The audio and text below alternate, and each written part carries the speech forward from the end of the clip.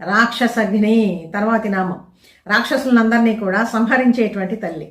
ఎటువంటి రాక్షసుల్ని సంహరించింది? సామాన్యులు గారు వాళ్ళందరూ కూడా భండాసురుడు, మహిషాసురుడు, దుర్గముడు, శుంభనిశుంభులు, రక్తబీజుడు, ఇటువంటి వాళ్ళందరినీ కూడా అనేక రూపాలలో ఆ తల్లి సంహరించింది అనమాట. వీళ్ళందరినీ కూడా దుర్గముడినేమో దుర్గా రూపంలో సంహరించింది, మహిషాసురుణ్ణేమో శ్రీ మహాలక్ష్మిగా అవతరించి సంహరించింది, ఇక భండాసురుణ్ణి లలితాదేవిగా అవతరించి వాడిని సంహరించింది అనమాట.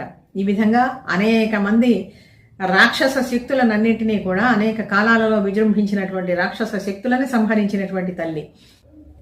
ఇటువంటి ఆసురీ భావాలు ఎవరి మనస్సుల్లో ఉన్నా కూడా వాటినన్నింటినీ కూడా సంహరించేటువంటి తల్లి. ఆ జగన్మాత పరమేశ్వరు యొక్క నామం గనక మనం నిరంతరము స్మరిస్తూ ఉంటే రాక్షస భావాలు అనేటువంటివి మనసులోంచి తొలగిపోతాయండి. వ్యక్తి నుంచి సమాజం కాబట్టి వ్యక్తి చక్కగా